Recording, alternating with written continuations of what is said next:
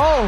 Oh! And it's a service error that gives Ateneo the match.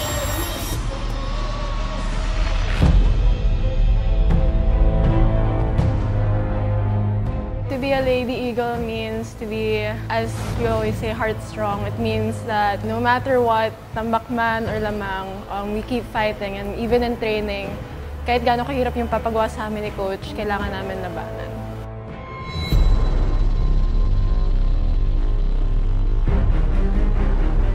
Kung pagiging lady spiker, meron kang heart of a champion. Iba yung attitude mo sa loob, iba rin yung attitude mo sa labas. Hindi naman siya mahirap, pero kailangan mong panindigan. Round 1 on the greatest rivalry ever in Philippine sport. Nakalaban namin yung DLSU ng first round. Fajardo, combination play! We had to go through a lot of preparations talaga kasi we know that LaSalle is a really strong team. Ateneo Stern, Morente, Chen. The first two sets, we really stuck to the game plan, On the other side, Morente. And just to the preparations that we had during training kasi syempre, inaaral namin yung lahat ng kalaban namin. for a set point. Oh! And for the second straight set, Valentino is denied. He scores. Fajardo goes to Maros and he puts it away. And LaSalle finally does it. They hang on. Nakabawi naman kami ng third set, kaso siguro for me, late na. Wala na yung kumpiyansa sa sarili mo na mahirap kasi i-build yun. 7-all. Morado opens up to Joe. LaSalle with a chance ball and Duque back-to-back for her.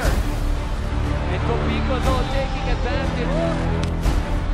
Nung fourth set, alam namin na kailangan namin makuha yun kasi if LaSalle would get that set, they would have the momentum going into the fifth. It's true.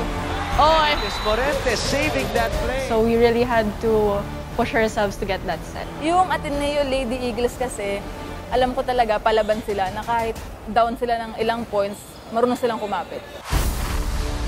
Na-realize namin na yun talaga yung problema ng team namin since dati pa naman ganun na yun eh. Kailangan mas-solve namin yung ganung problema kasi hindi kami mananalo ng ganun-ganun lang.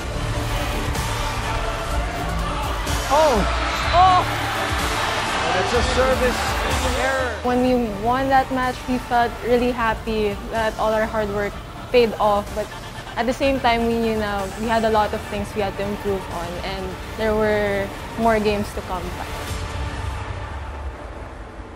Well, it wouldn't be possible without the help of actually the whole team. But then I would have to point out Kat, Mitch, and John Bea as well.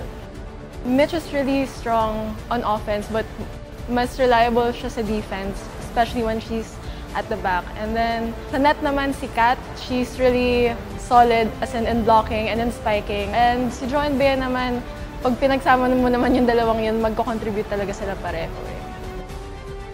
Si Joy and Tiana kasi, alam ko naman na mag-step up sila sa game na to sa Ateneo kasi may mga hugot din yan sa sarili nila. Kasi kami, kailangan namin ng hugot para makalaban. Kailangan may mabuild na fire sa puso namin para makalaro kami ng laro talaga namin, which is meron sila nun. Ngayong round 2, expect that the Ateneo Lady Eagles will bring our game and will bring heartstrong into the court. Expect nyo na yun pa rin, dikitan pa rin, hindi lang sa crowd pero sa players kasi pareho kaming may gustong patunayan.